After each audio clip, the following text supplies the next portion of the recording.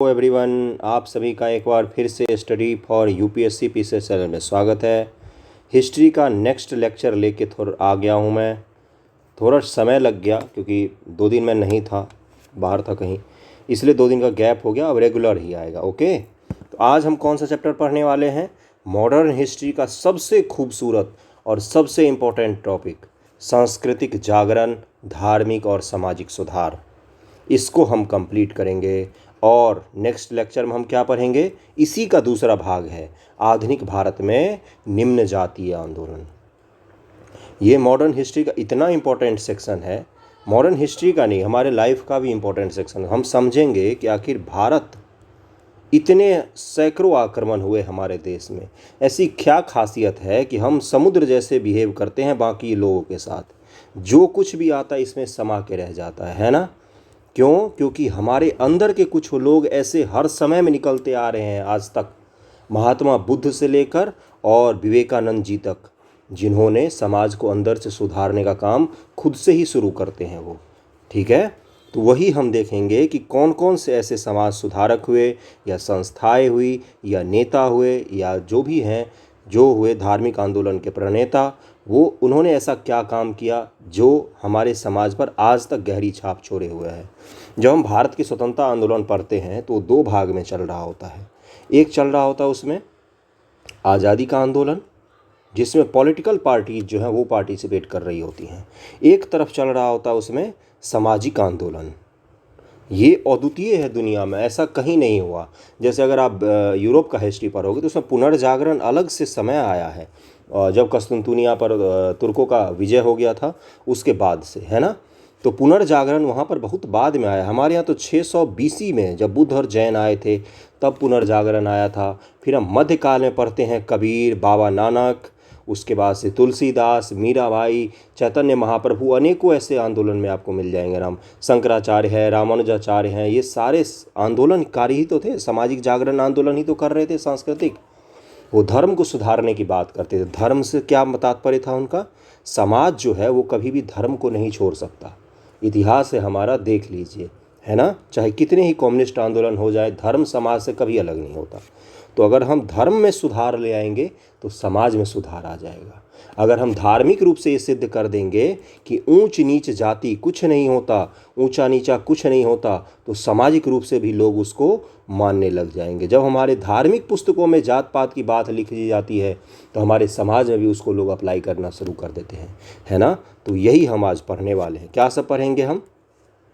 ब्रह्म समाज, प्रार्थना समाज, आर्य समाज, रामकृष्ण आंदोलन, थियोसॉफिकल सभा, मुस्लिम सुधार आंदोलन, वहाबी आंदोलन, अलीगढ़ आंदोलन, हिंदू में धर्म सुधार जो हुए हिंदू धर्म में, मुस्लिम धर्म में हुए, सिख धर्म में हुए, इस सारे को हम लोग कंप्लीट करेंगे।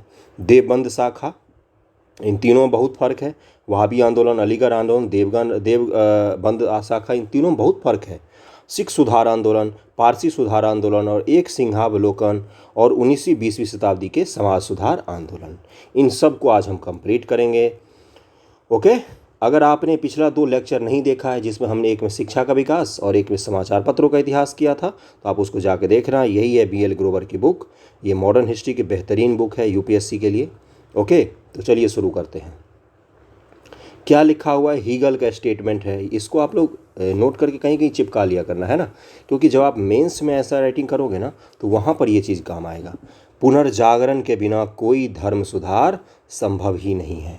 अब हीगल महोदय ने बोला ये चीज़, लेकिन हम तो ये चीज़ 600 BC से जानते हैं, जब महात्मा बुद्ध ने बोला था, धर्म सुधार की बात की थी उन्होंने, है ना? तो चलिए शुरू करते हैं। अंग्रेजी राज का जो प्रभाव भारतीय समाज पर हुआ वह उन सभी प्रभावों से भिन्न था जो उस समय तक भारत पर हुए थे। विदेशी आक्रांताओं ने भारतीयों को अनेकों बार हराया। कई विदेशियों ने भारत पर राज किया था, परंतु भारत ने कभी आत्मविश्वास नहीं खोया, है ना? उसे सदैव यह आंतरिक विश्वास था कि उसकी सभ्यता और संस्कृति इन विदेशी शासकों की संस्कृति से अधिक उन्नत है। जब तक अंग्रेज नहीं आए थे तब तक।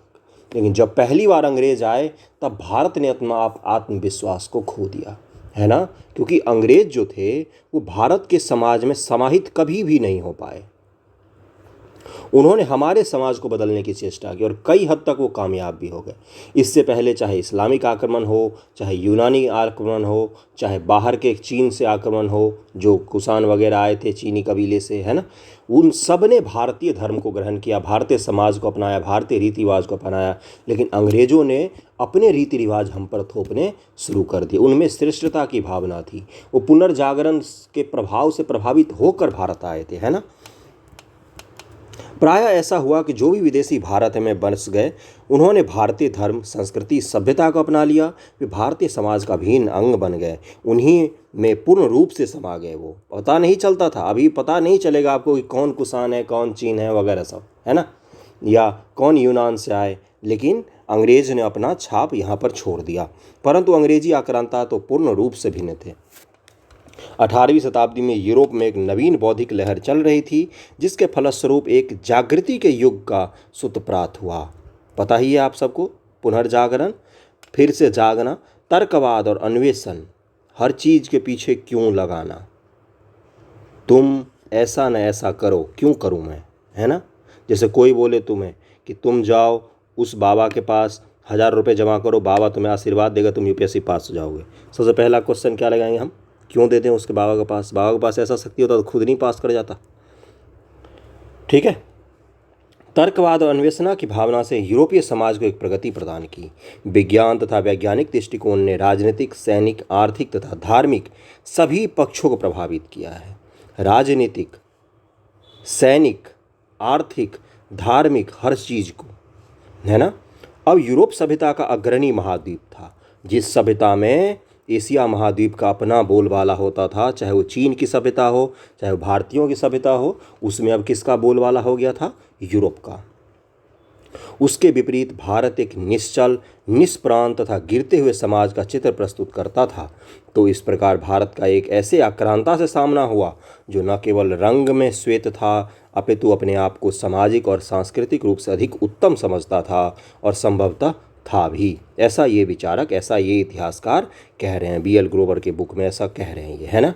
वैसे कई जगह इस बात का खंडन किया जाता है कि भारत को हम जितना पिछड़ा दिखाते हैं अंग्रेज़ों के आने से पहले, वैसा बिल्कुल भी नहीं था। जब अंग्रेज़ पहली बार भारत में आए तो दुनिया के GDP में 25% का हमारा योगदान था। अगर दुनिया में कहीं भी 100 सामान बिकता था तो उसमें 25 सामान भारत के होते थे। अगर हम इतने ही पिछड़े हुए होते, इतने ही निष्प्राण होते, तो ये संभव नहीं था। और जब हमें अंग्रेज़ छोड़ कर गए हैं, तब दुनिया के GDP में हमारा परसेंटेज कितना था, 2.5%, मात्र 2.5%। 25 से हम 2.5% पर आ गए। ये होता है हमारा समाज का गिरना, ना कि इसको उत्थान बोलते थे। कई जगह मेंस में आपको फंसाने के लिए पूछेगा कि जब भारत अंग्रेज आए, उससे पहले क्या भारत एक निष्प्राण समाज था या हम सामाजिक राजनीतिक रूप से पिछड़े हुए थे। अगर उसका देता है समालोचनात्मक पूर्वक वर्णन कीजिए, समालोचनात्मक, इसका मतलब होता है कि आपको आलोचना के साथ उसका विवरण देना है, तो आपको ऐसे पॉइंट्स लिखने पड़ेंगे। कुछ समय तक तो ऐसा लगा कि जैसे भारत पश्चिमी विचारों और मूल्यों से पूर्ण रूप से पराजित हो जाएगा। ऐसा लगता था जैसे कि भारत में संसार के सभ्यता के दौरे बहुत पिछड़ गया है। इसकी प्रतिक्रिया हुई। भारतीय समाज प्रतिक्रिया करने में सबसे आगे होता है। जैसे ही समाज में कुछ बदलाव लाने की कोशिश की जाती है, बहुत ही तीव्र प्रतिक्रिया होती है। जैसे ही अंग्रेज आए, हमें लगा कि अब हम पूरी ब्रिटिश बन के रह जाएंगे, जैसे बाकी पूरी दुनिया बन के रह गई। हमारे समाज के अंदर से प्रतिक्रिया हुई, है ना। कुछ अंग्रेजी शिक्षित बंगाली युवक, जिन्हें डेरोजियो के अनुगामी कहते थे, दिल में हिंदू धर्म और संस्कृति के प्रति घृणा उत्पन्न हो गई। डेरोजियो का कौन सा आंदोलन है? यंग बंगाल आंदोलन। बहुत बार पूछा है, यंग बंगाल आंदोलन डेरोजियो का। न केवल हिंदू धार्मिक विचार और परंपराओं तो क्या दिया इनके नेतृत्व में कुछ युवकों ने, अपितु मदिरापान, गोमांस भक्षण अपनाकर हिंदुओं की मनोभावना को अत्यंत क्षोभ पहुंचाया। जब शुरू में डेरोजियो जैसे लोगों ने यंग बंगाल करके आंदोलन चलाया, तो उसमें कुछ हमारे यहाँ के युवक इतने ज़्यादा ब्रिटिश से प्रभावित हो गए, उन्होंने गोमांस तक खाना शुरू कर दिया और मदिरा भक्षण तक करना शुरू कर दिया। और हमारे देश को, हमारे धर्म को उन्होंने हीनतम, सबसे ज़्यादा हीन करार दिया सभी जगह। कुछ अधिक परिपक्व व्यक्ति, जिनके नेता श्री राजा राम मोहन राय थे, ये तो हो गए अपरिपक्व लोग। कुछ परिपक्व थे, जिनके नेता राजा राम मोहन राय थे, भी पाश्चात्य विचार से प्रभावित हुए। परंतु परंतु उन्होंने हिंदू धर्म तथा समाज से नाता तोड़ने से इनकार कर दिया। उन्होंने बोला कि बेशक तुम्हारा धर्म, तुम्हारा जो समाज है या तुम्हारा जो पुनर्जागरण है वो कुछ नए विचारों को लेकर आया है, जिसका हम स्वागत करेंगे, उसको अपने धर्म में हम स्थान देंगे, और अगर हमारे धर्म में कुछ खामियां हैं तो हम उसको सुधारेंगे, ना कि तुम्हारा धर्म अपना लेंगे हम, ना कि अपने धर्म को हम गाली देंगे, है ना। इनका विचार था कि हिंदू धर्म और समाज में सुधार होना चाहिए, हमें पूर्व तथा पश्चिम के उत्तम विचारों को स्वीकार कर लेना चाहिए, अच्छे विचार कहीं से भी मिले उसको अपना लेना चाहिए, यही हमारे समाज की खासियत रही है। परंतु तीसरा एक ऐसा वर्ग भी था जो पाश्चात्य संस्कृति की श्रेष्ठता को स्वीकार करने को तत्पर ही नहीं था। भारत में कुछ ऐसे लोग भी थे, कुछ लोग क्या थे जो बिल्कुल ही पश्चिमी सभ्यता में डूब गए, कुछ थे जिन्होंने बोला कि हाँ जो तुम्हारी अच्छी बात है उसको हम अपनाएंगे, तुम मेरी अच्छी बातों को अपनाओ, और कुछ ऐसे थे जिन्होंने क्या बोला कि हम तो हम हैं, हम तुमसे कुछ भी नहीं सीखेंगे, हम तो सर्वश्रेष्ठ हैं। वह भारत को यूरोप के एक निर्जीव आकृति बनने को उद्यत नहीं थे, वह भारत की प्राचीन परंपरा से आधुनिक राष्ट्रवाद के प्रकाश में प्रेरणा लेना चाहता था, है ना। उसके बाद है कि यह नवीन हिंदू धर्म, न्यू हिंदुज़म, यह कहता था कि यूरोप को भारतीय आध्यात्मवाद से बहुत कुछ सीखना है। क्या कहते थे ये लोग कि दुनिया में भले ही तुम्हारे पास साइंस हो, तुम्हारे पास टेक्नोलॉजी हो, लेकिन तुमको हमारे आध्यात्म से सीखना ही पड़ेगा कि बिना संसाधन के दुनिया में खुश कैसे रहा जाता है ना। यह नवीन पाश्चात्य शिक्षित वर्ग तर्कवाद, विज्ञानवाद, मानवतावाद से बहुत प्रभावित हुआ। भारतीय नेताओं ने इस नवज्ञान से प्रभावित होकर अंदर से हिंदू धर्म को सुधारने का प्रयत्न किया और अंधविश्वास, मूर्ति पूजा, तीर्थ यात्रा इत्यादि को तर्क की तराजू में तौलकर धर्म में सुधार किया। ये था इंट्रोडक्शन सेक्शन जो आपको पता होना चाहिए। आप क्वेश्चन जब लिखोगे आंसर तो उसमें आपको थोड़े बहुत इसमें से 40-50 वर्ड डालने पड़ेंगे। अगला है कि इस प्रकार एक नई धर्मनिरपेक्षता की प्रवृत्ति ने जन्म लिया कि हमें धर्म का चश्मा उतार देना है। जब भी मध्यकाल की बात आए, मध्यकालीन भारत के, तो उसमें एक चीज़ सबसे प्रधान था, वो था धर्म। कि किसी भी चीज़ को, कानून हो, खान पान हो, वस्त्र हो, राजनीति हो, या सम्राट के फैसले जो भारत के सुल्तान रहे उनके फैसले हों, या बादशाह रहे मुग़ल काल में उनके फैसले हों, हर चीज़ को एक चीज़ प्रभावित करती थी, वो था धर्म, है ना। बिना धर्म के चश्मे के हम किसी भी चीज़ को नहीं देखते थे। उसी को छोड़ने की बात शुरू होती है जब धार्मिक सुधार आंदोलन आता है भारत में। धर्मनिरपेक्षता की प्रवृत्ति ने जन्म लिया। इसके अनुसार धर्म को तर्क के दंड से मापा जाने लगा। निजी धर्म में भी जो भी असंगतियाँ थी उन्हें छोड़े जाने लगा और प्रयत्न यह किया गया कि जो परंपरागत विश्वास हैं या तो उन्हें बदला जाए या उनके लिए कोई तर्क संगत कारण खोजे जाएं। या तो आपका जो घटिया रीति रिवाज है, सती प्रथा जैसे रिवाज हैं, या तो उनको ख़त्म कर दो, है ना, या तो उसके पीछे कोई तर्क होना चाहिए कि हाँ भाई ये रिवाज वाकई चलने लायक है, और अगर तर्क नहीं है तो उसको तुरंत समाप्त कर देना चाहिए, है ना। यही था सामाजिक धार्मिक सुधार आंदोलन। इस प्रकार छुआछूत का विचार जो हिंदू धर्म का अभिन्न अंग था छोड़ दिया गया। इसी प्रकार कुछ साग सब्जियां जिन्हें अपवित्र समझा जाता था, जैसे कि प्याज, लहसुन, चुकंदर, टमाटर, अदरक इत्यादि के विषय में समाज के विचारों में परिवर्तन आया। इस प्रकार समाज के दैनिक कर्मकांड में भी परिवर्तन आया, है ना। शहरीकरण, जैसे वैष्णव धर्म जो होता है, वैष्णव धर्म जो चैतन्य महाप्रभु के हैं, उसमें आज भी प्याज लहसुन लोग नहीं खाते हैं। हमारे यहाँ की कई सारे विधवाएँ ऐसी होती, महिलाएँ जो प्याज लहसुन नहीं खाती हैं। शहरीकरण तथा आधुनिकीकरण ने तथा रेल के प्रचलन ने लोगों के खान पान, पीने, छुआछूत इत्यादि बहुत से विचारों को प्रभावित किया। यूपीएससी ने एक बार पूछा कि निम्न में से कौन कौन सी चीज़ों ने भारत में छुआछूत और सामाजिक जो हमारे यहाँ विभाजन था उसको कम करने का काम किया है। उसमें रेल का भी नाम था, रेल भी था। 3-4 ऑप्शन थे जिनमें से एक रेल को भी आपको चुनना होता है। हुआ क्या, अगर आपको रेलगाड़ी से सफ़र करना है तो अगर ठाकुर साहब बोलते हैं कि हम कुएं का पानी नहीं पीने देंगे उसको, है ना, हम एक गाड़ी उसके छां तक नहीं पड़ने देंगे अपने शरीर पर, लेकिन रेलगाड़ी तो एक ही है, उसमें बैठोगे तो क्या पता उस सीट पर कौन बैठ के गया था कौन नहीं, है ना। तो इस तरह से छुआछूत में कमी आई। और टिकट देने से पहले तो जाति नहीं देखी जाती थी लोगों की। हाँ, जैसे कुछ देशों में फर्स्ट क्लास सेकेंड क्लास ज़रूर होते थे, है ना। तो यही था रेल का योगदान। रेल ने पूरे देश को संचार के साधनों से जोड़ दिया। इन नवीन विचारों के विक्षोभ ने भारतीय संस्कृति में एक प्रसार की भावना उत्पन्न की। संस्कृति का अध्ययन तथा मुद्रणालयों, प्रिंटिंग प्रेस के विस्तार के कारण लोगों ने वे पुस्तकें भी पढ़ना आरंभ कर दी जो पहले उनके पूर्वजों ने कभी नहीं पढ़ी थी। हुआ क्या, लोगों को बोला गया कि भाई देखो, कुरान में ऐसा लिखा हुआ है। कुरान वाले बुरा मत मानना, गीता में ऐसा लिखा हुआ है, गीता वाले भी बुरा मत मानना, हम इतिहास पढ़ रहे हैं, यहाँ पर सब कुछ समानता से देखा जाता है। कुरान में लिखा हुआ है कि मान लो उसने बोला कुरान में लिखा हुआ है कि ऐसा ऐसा नहीं करना है। तो पहले क्या होता था, लोगों के पास तो कुरान नहीं थे या गीता नहीं थे, वो बोलते थे हाँ ठीक है, पंडित जी जो कह रहे हैं सही है। जब प्रिंटिंग प्रेस आया भारत में तब किताबें सस्ती हुई। उससे पहले हैंड रिटेन मिलता था सब कुछ, 50 लोग बैठ के एक किताब का हाथ से कॉपी करते थे। तो जब कुरान और गीता लोगों के हाथ में आया, लोगों ने खुद से पढ़ा, तो उनको पता चला अरे पंडित जी या मौलवी साहब तो झूठ बोल रहे थे हमसे, है ना, ऐसा ऐसा तो कहीं है ही नहीं। ये सब पुनर्जागरण जब आप पढ़ोगे तो वहाँ पर भी है। चर्च ना हत्या के बदले, जो मार्टिन लूथर किंग सीनियर है, हत्या के बदले लोगों की हत्या कर दो, आप चर्च को 1000 रुपये दान दे दो, चर्च आपको बोलेगा कि आपको हत्या के पाप से मुक्त कर दिया गया है। तो इस तरह की चीज़ें थी। तो जो परिवर्तन यूरोप में प्रिंटिंग प्रेस के कारण आया, वही परिवर्तन भारत में भी आने जा रहा था। विस्तार के कारण लोगों ने वो पुस्तकें भी पढ़नी आरंभ कर दी जो पहले उनको पूर्वजों ने कभी नहीं पढ़ी थी। इस ज्ञान के विस्तार के कारण भारत में पुनर्जागरण की भावना आई। भारतीय बुद्धिजीवियों ने देश के भूतकाल को परखने का प्रयत्न किया। यह देखा कि हिंदू धर्म बहुत से विश्वास और रीति रिवाज न केवल गलत हैं अपितु उन्हें मानना संभव भी नहीं है। सती प्रथा को किस तरह से तुम जायज़ ठहरा सकते हो? बालिका वध, जो शिशु वध किया जाता था, लड़कियों को गला घोंट के मार दिया जाता था पैदा होते ही, उसको तुम किस तर्क के आधार पर सही ठहरा सकते हो? कोई कुतर्क नहीं, सारे के सारे गलत हैं। ये सीधी सीधी सी बात। जो ठगी प्रथा होता था, ठगी आज वाला ठग मत समझना कि पैसा चुरा के भाग गए। वो पकड़ते थे, जिनको ठगना होता था उनका गला काट देते थे, या तो काली माता के सामने ले जाकर उनका गला काटते थे।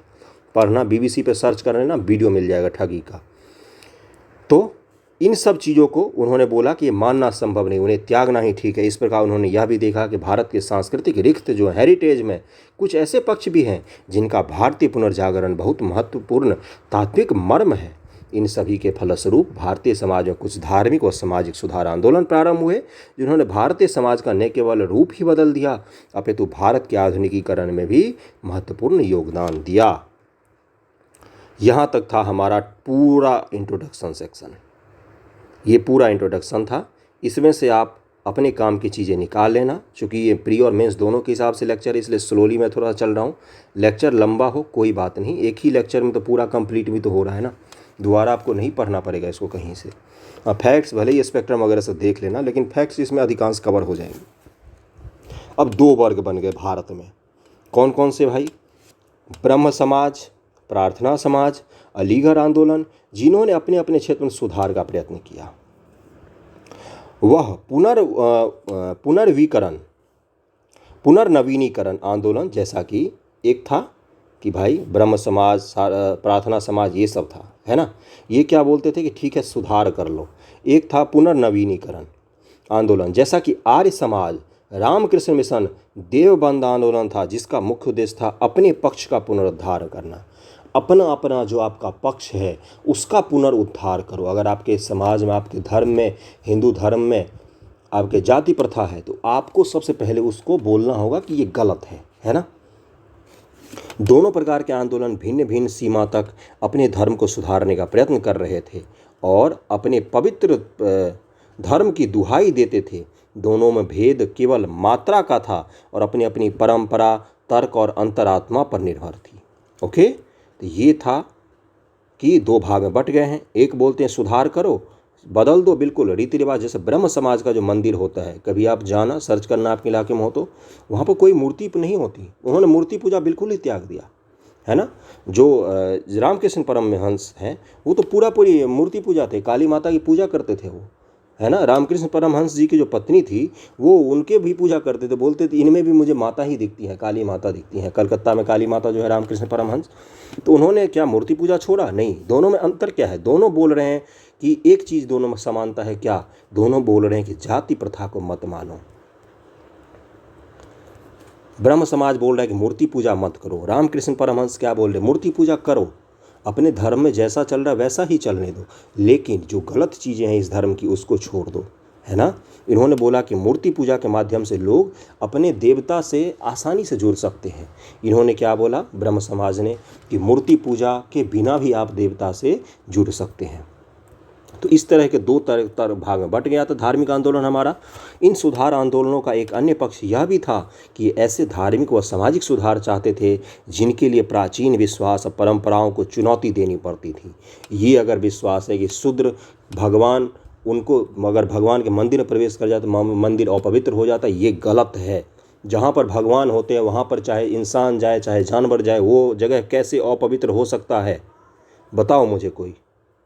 जहाँ पर देवता रहते हैं वहाँ तो कोई भी चला जाए देवता के कारण वो जगह पवित्र ही होगा ना। अगर कोई मस्जिद है उसमें कोई भी जाए तो क्या वो अपवित्र हो सकता है? क्या कभी नहीं हो सकता। या कोई मंदिर है, गुरुद्वारा है, किसी के जाने से अपवित्र हो जाएगा वो जगह? इतने बड़े भगवान हैं उनके तुम्हारे छूने से अपवित्र कैसे हो जाएगा? तो ऐसी चीज़ों को इन्होंने चुनौती दी, ये गलत है। भारत में लगभग सभी सामाजिक कुरीतियाँ धार्मिक मान्यताओं पर आधारित थी। अभी मैंने बताया था ना कि धर्म और समाज एक दूसरे से गुथा हुआ है बिल्कुल। आप धर्म में परिवर्तन लाओ सकारात्मक, समाज में सकारात्मक परिवर्तन आपको अपने आप दिखेगा। भारत में लगभग सभी सामाजिक कुरीतियाँ धार्मिक मान्यताओं पर आधारित थी, इसलिए धर्म को सुधारे बिना समाज सुधार संभव नहीं था। एक अन्य कारण यह भी था कि भारतीय जीवन के भिन्न भिन्न पक्षों में एक बहुत ही निकट का संबंध था। इसलिए हम देखेंगे कि सामाजिक धार्मिक सुधार एक दूसरे के बिना संभव नहीं है। भारत में सामाजिक और धार्मिक, भारत या पूरी दुनिया में ही कहीं भी संभव ही नहीं है। उन्होंने एक दूसरे को प्रभावित भी किया। उदाहरण के रूप में समाज में स्त्री उद्धार के साथ साथ उनका धार्मिक कल्याण भी हुआ। सती, शाश्वत वैधव्य तथा देवदासी प्रथा समाप्त हुए बिना उनका सामाजिक कल्याण संभव नहीं हुआ। इस परिवर्तन के परिणाम स्वरूप ही उन्हें मताधिकार मिला और देश की उच्चतम पद अर्थात प्रधानमंत्री जैसे पद को महिलाओं ने प्राप्त किया है। जब धर्म सुधार की बात की गई, जब बोला गया कि सती प्रथा गलत है, विधवाओं की दूसरी शादी होनी चाहिए अगर वो करना चाहती हैं, है ना। जो देवदासी प्रथा है जो दक्षिण भारत के मंदिरों में चलती थी, विजयनगर साम्राज्य में आपने पढ़ा होगा, विजयनगरम में, है ना, तो वो सब गलत है। वो महिला जो है वो आधी आबादी है दुनिया की भाई, उसको तुम कैसे कह सकते हो कि नहीं तुम ये करो तुम वो करो, है ना। आधी आबादी के ऊपर आधी आबादी शासन कर रही पूरे दुनिया में ही, और लोगों को लगता है कि पता नहीं क्या है ये, है ना। तो महिला कल्याण की ही बात होती है। जब भी सामाजिक धार्मिक सुधार आंदोलन की बात आए तो तीन चीज़ों पर फोकस करना। एक है जाति प्रथा, और दूसरा है महिला, और तीसरा है शिक्षा। जब भी समाज सुधार की बात आती है तो इन्हीं तीन चीज़ों पर फोकस की जाती है कि भाई जाति पात का अंत करो, महिलाओं की कितनी अच्छी स्थिति है, जिस देश में महिलाओं की जितनी अच्छी स्थिति है उस देश का समाज उतना ही अच्छा होता है ना। और शिक्षा का कैसा स्तर है उस समाज में, ये तीन चीज़ें ही देखी जाती हैं। यही तीन चीज़ें हर साल क्वेश्चन जब भी आप देखना यूपीएससी के पैटर्न के हिसाब से मैं कह रहा हूँ, महिलाओं के सुधार से संबंधित या महिलाओं के इतिहास, यानी कि महिलाओं से संबंधित जो इतिहास हैं, जो फैसले हुए हैं कानूनी रूप से। जो पिछली बार भी रकमाबाई वाला एक मामला पूछा था उन्होंने 2020 में, वो महिलाओं से संबंधित है, या महिलाओं से संबंधित योजनाएं, या पिछड़ी जाति संबंधित योजनाएं, या पिछड़ी जाति संबंधित सुधार, या उनके नेता या आंदोलन, इनसे ज़रूर क्वेश्चन गारंटेड 100% यूपीएससी में पीटी में पूछा ही जाता है। किसी भी साल का पेपर उठा के देख लेना।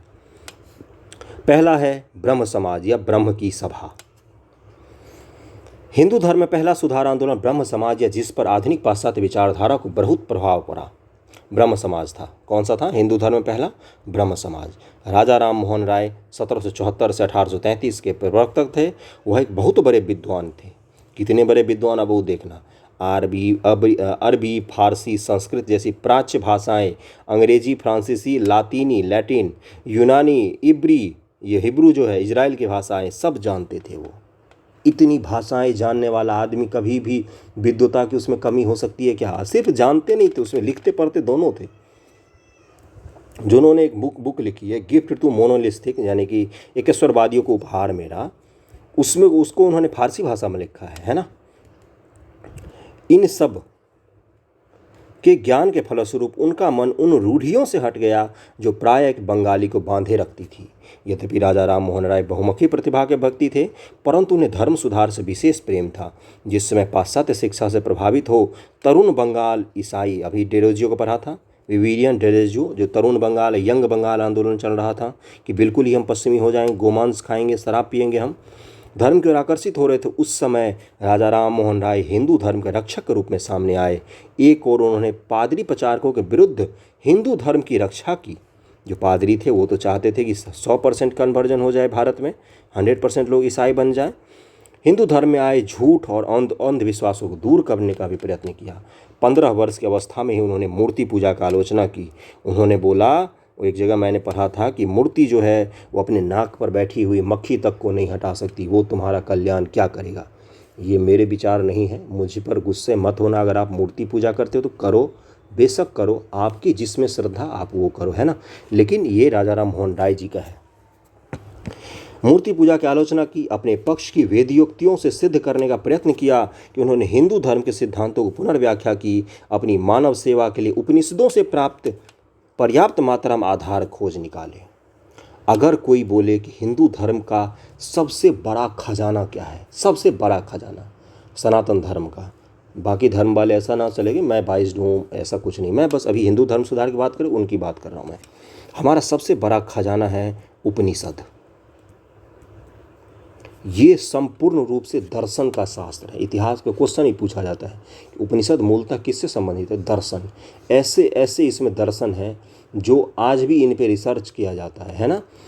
तो उन्होंने उपनिषदों से खोज के निकाला कि भाई ये जो तुम मूर्ति पूजा करते हो, एक बात बताओ मुझे, दुनिया में सबसे पहली मूर्ति किनकी बनी है?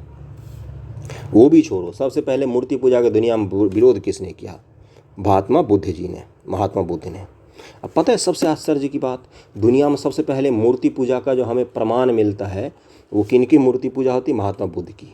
हड़प्पा को छोड़ देना, अभी महात्मा बुद्ध ही हैं जिनकी सबसे पहले मूर्ति बना के पूजा कर दी गई। और हिंदू धर्म की जितनी मूर्तियां बनी हैं वो सारे तो गुप्त काल में बनी हैं। ऋग्वैदिक धर्म जो है भारत का, उसमें तो कोई मूर्ति पूजा का उल्लेख ही नहीं है। वो तो अग्नि पूजक थे, प्रकृति के पूजक थे, है ना। तो इसी आधार पर उन्होंने उपनिषद को अपना वो बनाया हथियार। अब बोला कि तुम्हारा धर्म ग्रंथ, तुम वेद को मानते हो सनातन धर्मियों, उपनिषद को मानते हो, देखो इसमें मुझे दिखाओ कहीं पर मूर्ति पूजा का उल्लेख, है ना। उन्होंने ईसाई मत को अस्वीकार कर दिया। महात्मा यसु के देवत्व, जो भगवान यीशु हैं, उनके देवत्व को भी स्वीकार नहीं किया, परंतु यूरोपीय मानववाद को अवश्य स्वीकार किया। उन्होंने बोला कि यूरोप का जो मानववाद है उसको मैं स्वीकार करता हूँ, लेकिन भगवान यीशु जो है उनके देवत्व को मैं स्वीकार नहीं करूँगा। ऐसा राजा राम मोहन राय जी बोल रहे हैं। सामाजिक क्षेत्र में हिंदू समाज की कुरीतियाँ, सती प्रथा, बहुपत्नी प्रथा, वेश्यागमन, जातिवाद इत्यादि का विरोध किया। उन्होंने विधवा पुनर्विवाह का भी समर्थन किया। ऐसे ही सीधा सीधा पूछ लिया जाता है राजा राम मोहन राय ने क्या क्या किया था निम्न में से? बहुपत्नी प्रथा, वेश्यागमन, जातिवाद इत्यादि का विरोध किया। उन्होंने विधवा पुनर्विवाह का भी समर्थन किया। इस प्रकार उन्होंने पूर्व और पश्चिम के बीच एक समन्वय स्थापित करने का प्रयत्न किया। आज भी लोग उन्हें आधुनिक भारत का अग्रदूत, देश का पथ प्रदर्शक मानते हैं, क्योंकि वह अन्वेषणा की भावना के, ज्ञान पिपासा और मानववाद के प्रतीक थे, जिनको वह भारतीय परिस्थिति में भी प्राप्त करना चाहते थे। डॉक्टर मैकिनिकोल के अनुसार वह एक नवीन युग के अग्रदूत थे। उनकी जलाई हुई ज्वाला आज तक जल रही है। ओके, अब है कि 1828 में, ईस्वी भी देख लेना, पीसीएस देना आपको, तो उन्होंने ब्रह्म समाज की नींव डाली। 1830 में लिखे हुए प्रन्यासकरण पत्र, ट्रस्ट डीड में इस समाज का उद्देश्य शाश्वत, सर्वाधार, अपरिवर्त्य ईश्वर की पूजा है। सारे विश्व का कर्ता और रक्षक है, जो पूरे विश्व का ईश्वर एक ही है। उसको अरबी फारसी में बोल देते हैं अल्लाह, हिंदी संस्कृत में बोलते हैं भगवान या ईश्वर, इंग्लिश में गॉड बोलते हैं। उनके लिए मत लड़ो, वो ऊपर में चैन से बैठे हुए हैं, है ना। एक नया भवन भी न्यास मंडल, बोर्ड ऑफ ट्रस्टी को दे दिया गया, जिसमें मूर्ति पूजा और बलि देने की अनुमति नहीं थी। उनके उपदेशों का तात्पर्य भी सभी धर्मों में आपसी एकता को, बंधन को दृढ़ करना था। राजा साहिब स्वयं हिंदू ही रहे, यज्ञोपवीत पहनते रहे, जो जनेऊ होता है जो ब्राह्मण लोग पहनते हैं। 1833 में उनकी इंग्लैंड में अकाल मृत्यु के कारण समाज का मार्गदर्शन नहीं रहा और सनह सनह उसमें शिथिलता आ गई। 1833 में वो जो अकबर द्वितीय था, उसकी पेंशन बढ़वाने की अपील लेके जा रहे थे लंदन, तो वहाँ पर उनकी मृत्यु हो गई थी एक एक्सीडेंट से। ओके, अगला है कि इस संस्था में नया जीवन फूंकने और इसे एक ईश्वरवादी आंदोलन के रूप में आगे बढ़ाने का श्रेय महर्षि देवेंद्रनाथ टैगोर जी का है। जो रविन्द्रनाथ टैगोर हैं उन्हीं के दादाजी हैं, ये उन्हीं के पिताजी या दादाजी हैं, मैं अभी भूल रहा हूँ, है ना, उसको देख लेना। देवेंद्रनाथ टैगोर जी का है जो 1818 से 1905 का था। वह इस आंदोलन में 1842 में सम्मिलित हुए, उनके पिताजी ही थे शायद। और 1842 में सम्मिलित हुए कौन? राजा राम मोहन राय जी के बाद देवेंद्रनाथ टैगोर जी आ गए हैं और उन्होंने ब्रह्म धर्म अवलंबियों की मूर्ति पूजा, तीर्थ यात्रा, कर्मकांड और प्रायश्चित इत्यादि से रोका। उनके विचार में लकड़ी और पाषाण की मूर्तियों को ईश्वर कैसे माना जाए। उन्होंने बोला कि लकड़ी और पत्थर की मूर्तियों को मैं ईश्वर कैसे मान लूँ। ईश्वर के जिस रूप में चाहो पूजो, अर्थात कोई गायत्री मंत्र में भी पूजना चाहे अथवा किसी साधारण रीति से भी पूजना चाहे तो भी ठीक है। उन्होंने केशव चंद्र सेन, एक नया नाम आ गया बंधुओं, को ब्रह्म समाज धर्म का आचार्य नियुक्त किया। बाद में इन दोनों में झगड़ा हो जाएगा, झगड़ा यानी कि मनमुटाव हो जाता है, ऐसे मारामारी थोड़ी नहीं करेंगे इतने बड़े लोग। उनके प्रभाव के अधीन हिंदू धर्म के सर्वोत्तम विश्वास और नैतिक आचरण को बनाए रखा गया। अब क्या होगा? परंतु केशव चंद्र सेन की शक्ति, वाकपटुता, उदारवादी विचारों ने इस आंदोलन को लोकप्रिय बना दिया। ये आंदोलन बहुत लोकप्रिय हो गया केशव चंद्र सेन जी के द्वारा। शीघ्र ही इसकी शाखाएं बंगाल के बाहर उत्तर प्रदेश, पंजाब और मद्रास तक खोल दी गई। 1865 में बंगाल में ही 54 शाखाएं थी इसकी बंधुओं, 54। परंतु उसके उदारवाद के कारण शीघ्र ही ब्रह्म समाज में फूट पड़ गया। अधिक उदारवाद भी फूट पड़ जाता है, अधिक तो कुछ भी खराब होता है।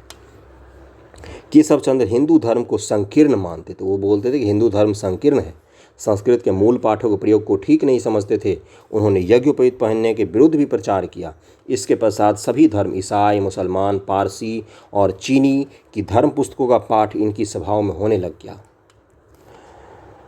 अब उन्होंने हिंदू समाज की बुराइयों को भी दूर करने का प्रयत्न किया। अर्थात हम यह कह सकते हैं कि ब्रह्म समाज को हिंदू धर्म सुधार आंदोलन न मानकर एक नया धर्म सुधार आंदोलन मानने लग गए थे।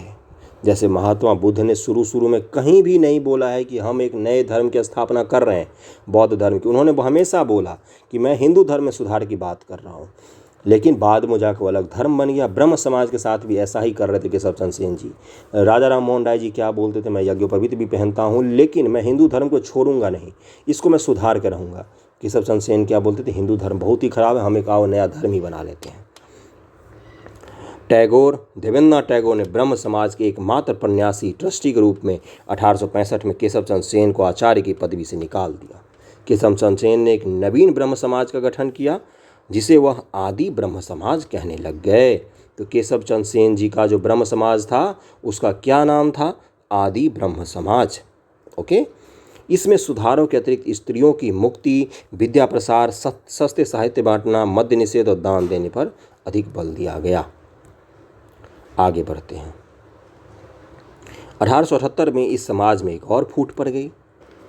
केशव चंद्र सेन इत्यादि ब्रह्म समाज के लिए विवाह की न्यूनतम आयु का प्रचार करते थे। परंतु केशव चंद्र सेन क्या बोलते थे? विवाह की न्यूनतम आयु निश्चित होनी चाहिए। परंतु 1878 में केशव चंद्र सेन ने ही अपनी 13 वर्षीय पुत्री का विवाह कूच बिहार के अल्पवयस्क महाराज से पूर्ण वैदिक कर्मकांड से कर दिया। जो दूसरों को ज्ञान देते हो और खुद को पता नहीं है ना, केशव चंद्र सेन जी के साथ ऐसा ही कुछ हुआ। कहा गया कि यह सब ईश्वर की आज्ञा है। देखो भाई, अब जब खुद को किया तो क्या बोला कि मुझे तो भगवान ने बोला है ऐसा करने को, भगवान पर सारा दोष डाल दो। केशव चंद्र सेन के अधिकतर अनुयायी इससे दुखी होकर एक नया ब्रह्म समाज, फिर से नया ब्रह्म समाज बन गया। केशव चंद्र सेन का जो ब्रह्म समाज था आदि ब्रह्म समाज, अब वो 2 भागों में टूट गया, साधारण ब्रह्म समाज बना लिया। शीघ्र ही केशव चंद्र का समाज इतिहास के अंधकार में अस्पष्टता में खो गया। अब केशव चंद्र सेन जी कहीं भी इतिहास में दोबारा आपको नहीं दिखते हैं। अगला है कि ब्रह्म समाज ने भारतीय पुनर्जागरण में एक बहुत उत्तम भूमिका निभाई। जैसे H.E.C. जकारिया ने कहा है, ये इतिहासकार हैं जकारिया जी। इन्होंने क्या कहा कि राजा राम मोहन राय, उनका ब्रह्म समाज भारत में सभी सुधार आंदोलन, चाहे वो हिंदू धर्म समाज सुधारण अथवा राजनीति के थे, सभी के आरंभिक बिंदु थे। सबसे बड़ी बात होती है किसी चीज़ को शुरू करना। सबसे मायने रखता है कि शुरू किसने किया, ख़त्म तो होगा ही होगा। शुरू करने का कैपेबिलिटी सब में नहीं होता। लोग सोचते रह जाते हैं कि मैं ये कर लूँगा, मैं वो कर लूँगा, लेकिन शुरू करने का साहस किस में होता है, ये मायने रखता है। यही इन्होंने जकारिया जी ने बोला। ये मैंने इसलिए बोला कि यूपीएससी स्टेटमेंट वाइज भी क्वेश्चन पूछती है कि अच्छा बताओ ये स्टेटमेंट किसने दिया था, है ना।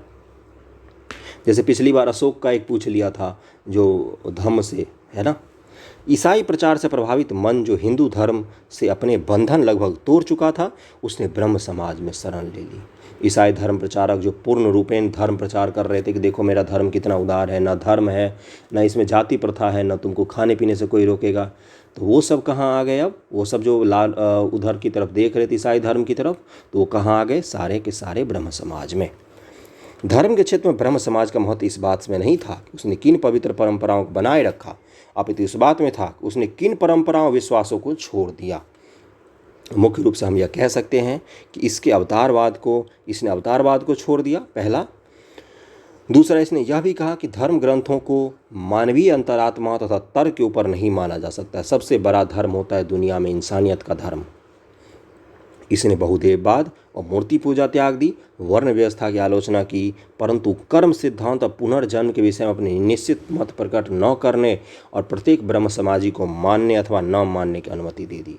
बोला कि तुम पुनर्जन्म मानो या ना मानो, ये तुम्हारे अपने मन का है, इस पर हम खामोश रहेंगे। तो ये एक्सेप्शन हो गया, ये पुनर्जन्म वाली बात।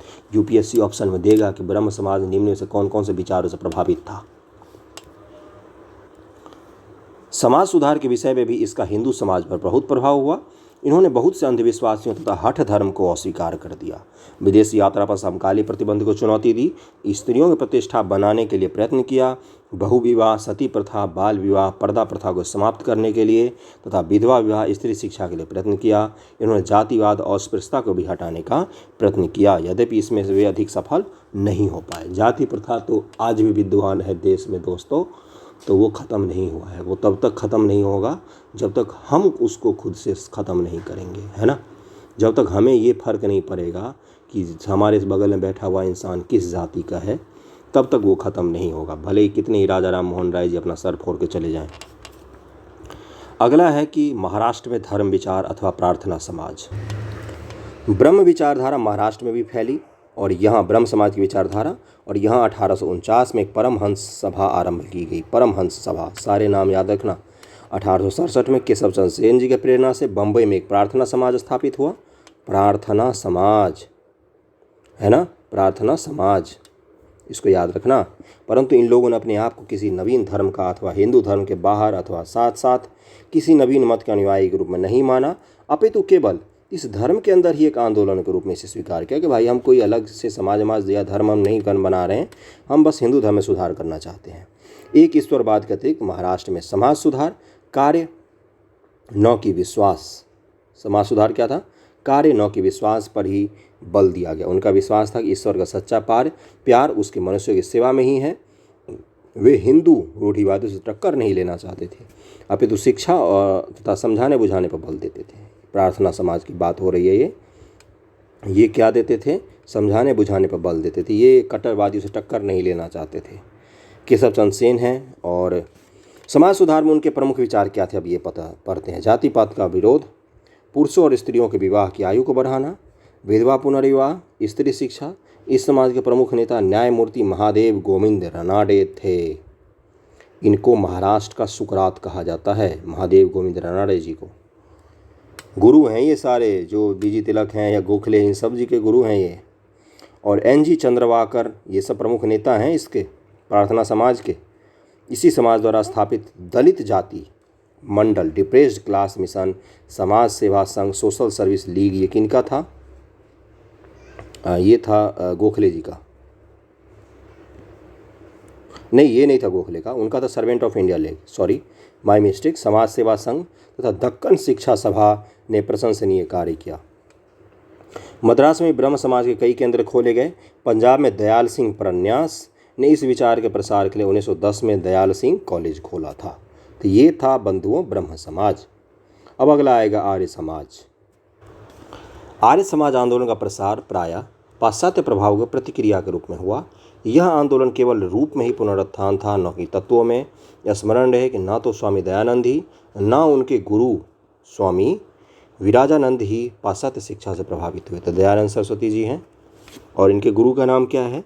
विरजानंद जी। तो इन दोनों का गुरु का भी नाम पीछे से मैंने देखा है, पूछा है, तो इसको याद रखना आप। ओके, इन्होंने क्या बोला? वेदों की ओर लौटो। ये दोनों ही शुद्ध वैदिक परंपरा में विश्वास करते थे और उन्होंने पुनः वेदों की ओर लौट चलो, बैक टू वेदास का नारा लगाया। उत्तर वैदिक काल से आज तक के सभी अन्य मतांतरों को उन्होंने पाखंड और झूठे धर्म की संज्ञा दी। उन्होंने बोला कि उत्तर वैदिक का जो समय है 1000 BC से 600 BC तक का है ना, 1000 BC से लेकर और 1875 तक, जब तक आर्य समाज का नहीं हुआ था गठन, उन्होंने बोला कि तब तक जो भी हिंदू धर्म में परिवर्तन हुए हैं वो सब के सब पाखंड हैं। जब हमारा वैदिक समाज था, ना तो उसमें स्त्रियों के ऊपर कोई पाबंदी थी, स्त्रियां अपने मन से विवाह करती थी, आजीवन कुंवारी भी रहती थी, उनका अपना चॉइस होता था, ना तो जात पात की बात होती थी। एक शूद्र का बेटा भी ब्राह्मण पंडित हो सकता था, क्योंकि कर्म से वहाँ पर जातिवाद को डिसाइड किया जाता था। तो उन्होंने बोला कि वेदों की ओर लौट चलो। उन्होंने ये नहीं बोला कि वेद काल की ओर लौटो, उन्होंने बोला कि वेदों में जो हमारे धर्म की रूपरेखा प्रस्तुत की गई है उसकी ओर लौटो। मूल शंकर इनका नाम था, इनका नाम भी याद रखना, मूल शंकर जी। मूल शंकर किनका नाम था? दयानंद सरस्वती जी का। पीसीएस में पूछा है बहुत बार। दयानंद के नाम से जाने जाते हैं। का जन्म 1824 में गुजरात के मौरवी रियासत के निवासी एक ब्राह्मण कुल में हुआ था। उनके पिता जो स्वयं वेदों के महान विद्वान थे, उन्होंने उन्हें वैदिक वर्णमय, न्याय, दर्शन इत्यादि पढ़ाया। दयानंद की जिज्ञासा ने उन्हें योगाभ्यास इत्यादि पर बाध्य किया और उन्होंने गृह त्याग दिया। सबसे पहले लोग जिनको सफल होना होता है वो घर ही त्यागते हैं। चाहे गांधी जी को देख लो, चाहे विवेकानंद जी को देख लो, चाहे महात्मा बुद्ध को देख लो, चाहे महावीर जैन जी को देख लो। तो अब आगे मैं नहीं कुछ बोलूँगा, वैसे गृह नहीं त्यागना, अब ऑनलाइन का समय आ गया है।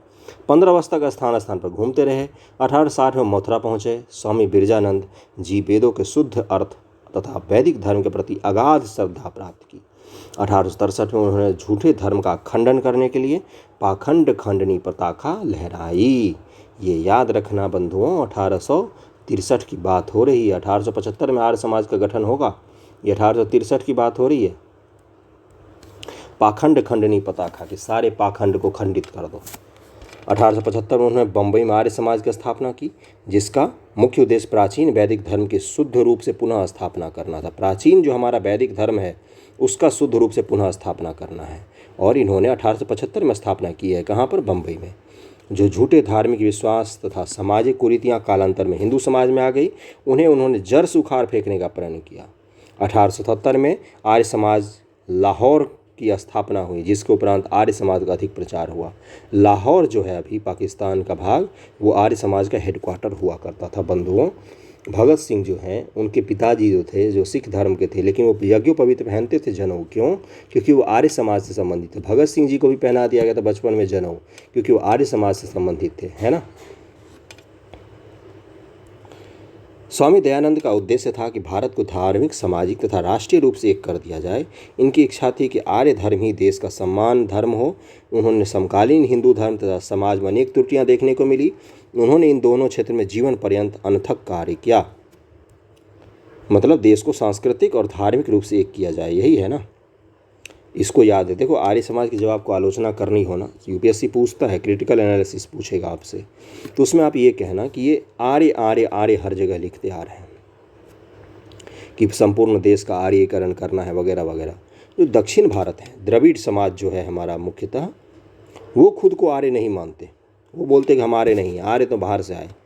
तो इससे भारत में क्या होगा, आर्य समाज ने एक डिवीज़न भी क्रिएट करने की कोशिश की, है ना। जब आपको बोला जाता है कि धार्मिक सुधार आंदोलनों का आप आलोचना कीजिए, तब आप ऐसे पॉइंट्स लिख सकते हैं, है ना। आगे पढ़ते हैं कि धार्मिक क्षेत्र में वह मूर्ति पूजा, बहुदेववाद, अवतारवाद, पशु बलि, श्राद्ध, जंत्र मंत्र तंत्र तथा झूठे कर्मकांड को स्वीकार नहीं करते थे। वह वेद को ईश्वरीय ज्ञान मानते थे और उपनिषद काल तक के साहित्य को स्वीकार करते थे। शेष को, विशेषकर पुराणों को, जो पुराण लिखे गए हमारे यहाँ बहुत सारे, के ऊपर लिखे विश्वासों का विवरण मिलता है। पुराणों को जिनके ऊपर लिखे विश्वासों का विवरण मिलता है वह मनगढ़ंत कथाओं का समुच्चय मानते हैं। बोलते पुराण उराण सब झूठी बात है, ऐसा दयानंद सरस्वती जी बोलते हैं। आर्य समाज का भी अलग मंदिर होता है, ब्रह्म, देखना आप जाके, ब्रह्म समाज का जैसे अलग मंदिर होता है वैसे ही आर्य समाज का भी अलग मंदिर होता है। परंतु वेद के विषय में उनका तर्क यह था कि वेद की भाषा अत्यंत प्राचीन है, अतएव इसके भाष्य जो समय समय पर लिखे गए हैं वह सत्य नहीं है। अपनी बुद्धि का प्रयोग करो, वैदिक मंत्रों के अर्थों को तर्क की कसौटी पर परखो और तब अपनाओ। इन्होंने ये भी कहा कि ऐसा नहीं है कि वेद को भी आंख मूंद कर अपना लो और उसको लॉजिक के आधार पर कि क्या ये जो कह रहा है ये सही है कि नहीं। जैसे पुरुष सूक्त है वेद में, 10वें भाग में है उसका पुरुष सूक्त, उसमें लिखा हुआ है जातिवाद की पहली बार हमें चर्चा मिलती है कि भगवान विष्णु के मस्तिष्क से, हृदय से ब्राह्मणों का जन्म हुआ, हाथ से क्षत्रियों का, जंघा से वैश्यों का और पैर से शूद्र का। उन्होंने बोला कैसे कभी संभव हो सकता है, तार्किक लगता है तुम्हें कि किसी के पैर से किसी का जन्म हो। उन्होंने बोला कि इसको खंडन कर दो, है ना। वह संस्कृत के प्रखंड पंडित थे। उन्होंने स्थान स्थान पर जाकर कट्टरपंथियों से शास्त्रार्थ किया, सिद्ध किया कि ऊपर लिखे विश्वासों का वेद में कोई आधार नहीं है। उन्होंने अद्वैतवाद को, जो संसार का एक माया है, आत्मा परमात्मा का ही भाग है, इसके अतिरिक्त सब झूठ है, संसार से पलायन ही जीवन का उद्देश्य है, इस दर्शन को उन्होंने शुद्ध वैदिक परंपरा के विपरीत बतलाया। जो हम लिखते हैं कि संसार से पलायन यानी कि संन्यास ले लो, वही जीवन का मूल उद्देश्य है, ये गलत है। उनके अनुसार प्रकृति सत है, आत्मा सत और चित है, परमात्मा सत चित और आनंद है। ये तीनों ही अनादि को, ये तीनों ही कहाँ गया भाई, अनादि तथा अनंत हैं। ये जो आत्मा परमात्मा है ये सब अनादि और अनंत हैं। ये तो उनका फिलॉसफिकल पार्ट हो गया। उनके अनुसार प्रत्येक व्यक्ति को शाश्वत मानव धर्म, रीत क्या होता था प्राचीन भारत, अगर आपने पढ़ा होगा तो नैतिकता, रीत के आधार पर होता था। धर्म रीत एक ही होता। नैतिकता से बड़ा, रीत से बड़ा कुछ नहीं माना था। समाज को रीत का पालन करने का निर्देश दिया जाता था। रीत के अनुसार आचरण करके मोक्ष की प्राप्ति करनी चाहिए। इस प्रकार उन्होंने कारणात्मक एकात्मवाद, मोनोइज्म को ही नहीं अपितु नियति का क्या है, प्री डिटर्मिनेशन को भी अस्वीकार कर दिया कि पहले से लिखा हुआ है कि जो होना है वो तो होगा ही। अगर भाग्य में लिखा हुआ कि यूपीएससी पास करना है तो तुम पीटी की परीक्षा नहीं भी दो तो भी पास कर जाओगे। ऐसा कभी हो सकता है क्या? अगर किस्मत में लिखा हो कि यूपीएससी पास करना है तो परीक्षा के लिए पढ़ना भी तो पड़ेगा ना। प्री डिटर्मिनेशन को भी अस्वीकार कर दिया उन्होंने। भाग्यवाद ये सब गलत है, भाग्यवाद ये सब बकवास की चीज़ें हैं। उन्होंने ऐसा ही बोला, मैं नहीं कह रहा हूँ। ये बल दिया कि मानव के कर्म करने पर उनके अनुसार मानव भाग्य का खिलौना नहीं है, अपितु अपने भाग्य का निर्माता है। उन्होंने बोला कि अगर सब कुछ लिख के ही तुम्हारे हाथ में भेजा गया है, तुम्हारे हाथ में ही तुम्हारा संसार है, तो मंदिर में हाथ को रख दो, हाथ की पूजा करो, क्या पता और अच्छा हो जाए तुम्हारा संसार। ऐसा उन्होंने नहीं, ऐसा मैं कह रहा हूँ।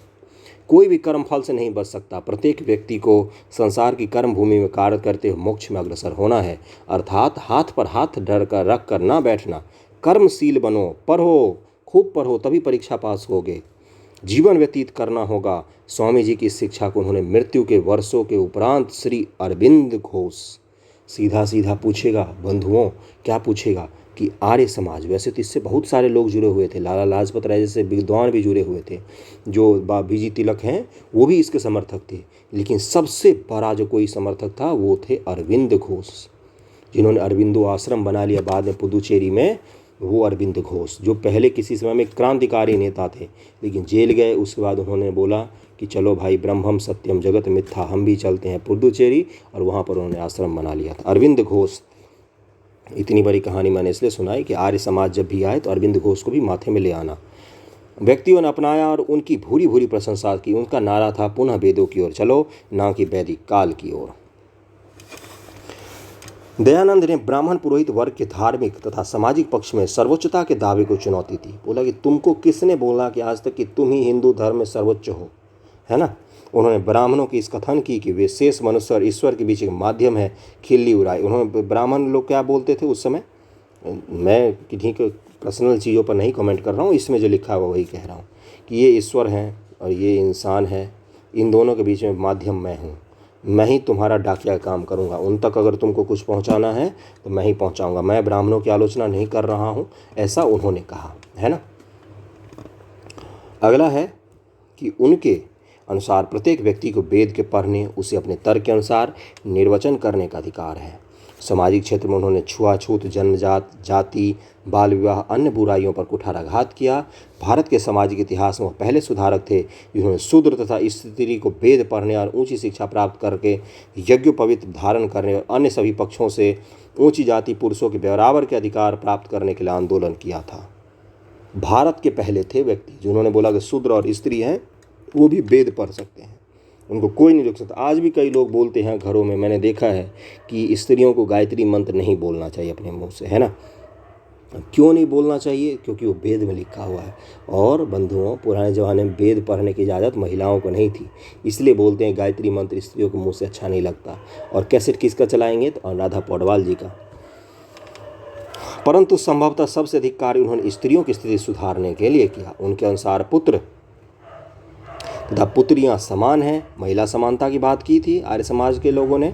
इस प्रकार बाल विवाह, शाश्वत वैधव्य, विधवा को हेय मानना, पर्दा, दहेज, बहुविवाह, वेश्यागमन, देवदासी, ऐसा कोई भी सामाजिक बुराई नहीं था जिन्हें उन्होंने स्वीकार किया। बोला कि ये सब ढकोसलेबाजी तुम लोगों ने बनाया है, ये सब तुम्हारे बनाए हुए हैं। ईश्वर ने ऐसा कुछ भी नहीं कहा। वे वर्ण व्यवस्था जन्म से नहीं मानते थे, कर्म से मानते थे, अर्थात केवल व्यवसाय के अनुसार ही कोई व्यक्ति ब्राह्मण, क्षत्रिय, वैश्य, शूद्र हो सकता है, परंतु ये चारों वर्ण समान है, इनमें कोई अस्पृश्यता नहीं। इस प्रकार स्वामी दयानंद ने हिंदू समाज में समानता की उस भावना को जागृत किया जो हमें अपने संविधान में देखने को मिलता है। समाज संविधान में लिखा हुआ आर्टिकल 17 या 16 या 15 में क्या है? धर्म, जाति, जन्म, उसके बाद से निवास का स्थान पर किसी को उनको अधिकारों से निलंबित नहीं किया जा सकता। 17 में क्या लिखा हुआ है कि भाई जात पात की बात करोगे तो जीवन भर तुम्हें नौकरी से, विधायक बनने से, सांसद बनने से त्याग दिया जाएगा। और 16 में क्या लिखा हुआ है? अवसरों की समानता की बात की गई है। तो ये सब चीज़ कहाँ से हम लेते हैं? ये दयानंद सरस्वती जी से लेते हैं। जब हम संविधान को मूल अधिकार के बारे में क्वेश्चन राइटिंग करोगे ना, उसमें तुम्हें बताना पड़ेगा कि सामाजिक धार्मिक सुधार आंदोलन में मूल अधिकार में जो हमने लिए हैं, ऐसा नहीं है कि हमने विदेशों से ही लिए हैं। कुछ हमारे समाज में उस समय के धार्मिक सुधार आंदोलन के भी अंग थे जो ये बोलते थे कि समाज में समानता होनी चाहिए। उनके सभी विचार उनकी पुस्तक सत्यार्थ प्रकाश से में वर्णित है। इस पुस्तक को बहुत बार पूछा है पीसीएस ने, सत्यार्थ प्रकाश के लेखक कौन है? ये तो मार्केट में आज ही मिलता है, फुर्सत मिले तो पढ़ना, मैंने नहीं पढ़ा है। ब्रह्म समाज और थियोसॉफिकल सभा पाश्चात्य विद्या पढ़े लोगों को बहुत भाती थी। जो पाश्चात्य विद्या पढ़ते थे उनको ब्रह्म समाज थियोसॉफिकल सोसाइटी बहुत भाती थी। स्वामी दयानंद की शिक्षा मुख्य विशेषता यह थी कि उसमें उन्होंने पाश्चात्य दर्शन, शिक्षा तथा समाज से कुछ भी नहीं लिया। उन्होंने, स्वामी जी ने क्या बोला कि पाश्चात्य से जो तुम मानवता की बात लेते हो, पाश्चात्य से जो तुम लेते हो कि समानता होना चाहिए, जात पात नहीं होना चाहिए, खाने पीने पर कोई प्रतिबंध नहीं होना चाहिए, वो सब तो इस देश में ही है पहले से। बस आँख खोलने की ज़रूरत है, देखने की ज़रूरत है, किताब पढ़ने की ज़रूरत है। वेद पढ़ो, देखो उसमें लिखा हुआ है। उन्होंने तो केवल यह कहा कि वेद और उपनिषद से परे कुछ नहीं है।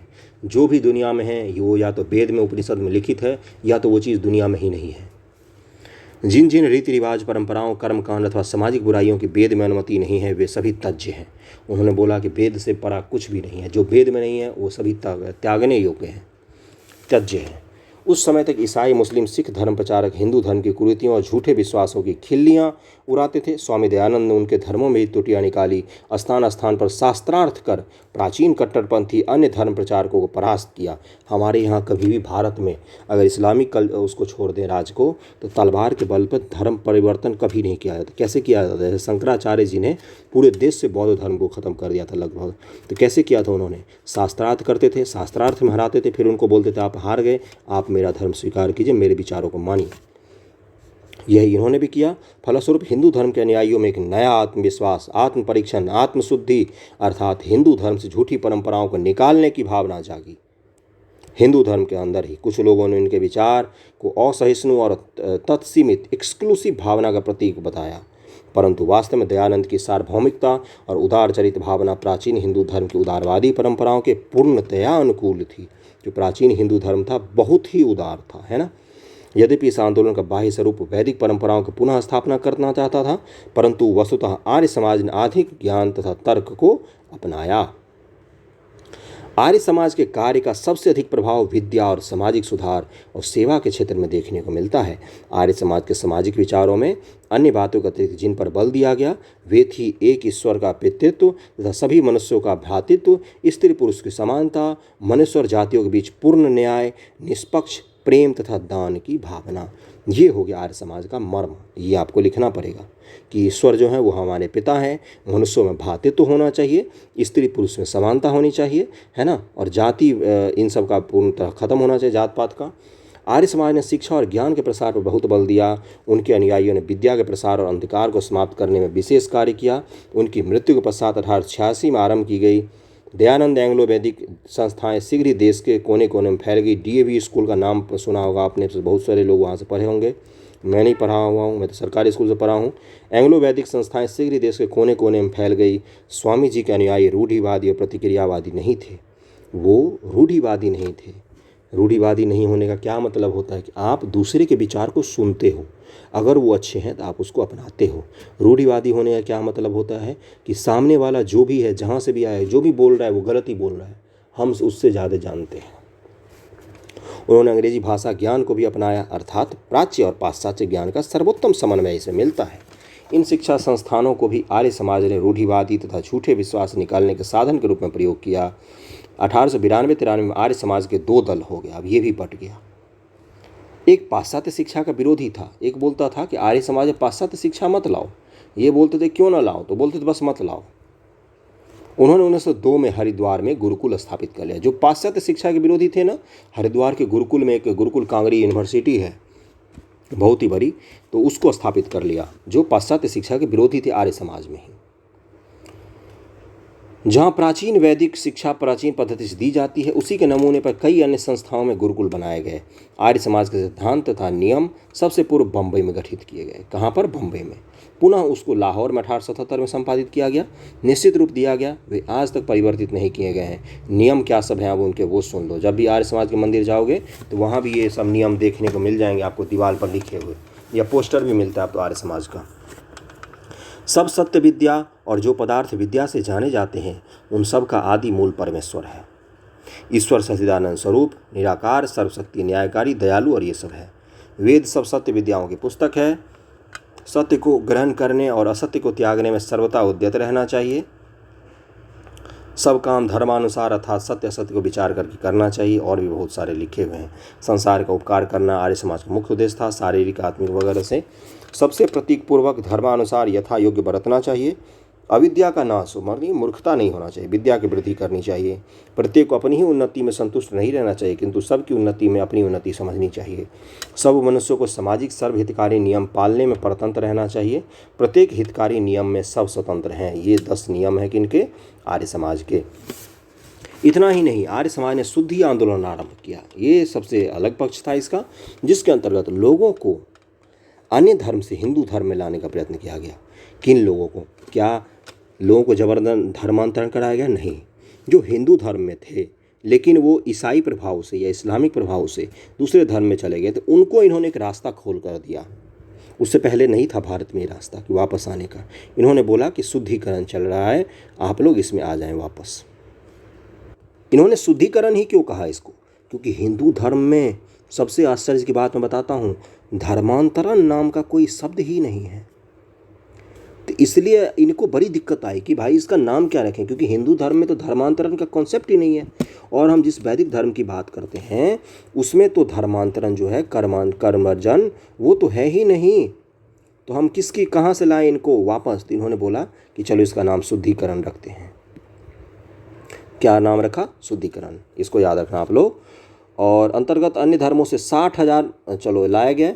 इसके अतिरिक्त लगभग 60,000 मलकाने राजपूतों को, उन हिंदुओं को जिन्हें मपिला विद्रोह के दिनों, मपिला विद्रोह जो केरल में हुआ था मालाबार तट पे, उसमें बहुत सारे हिंदू धर्म के लोगों को जबरन मुसलमान बनाया गया था उस धार्मिक आंदोलन में। बाद में सांप्रदायिक रूप मोपिला विद्रोह ने पकड़ लिया था। 1923 अथवा 1947 में भारत विभाजन के समय बलपूर्वक मुसलमान बना लिया गया था।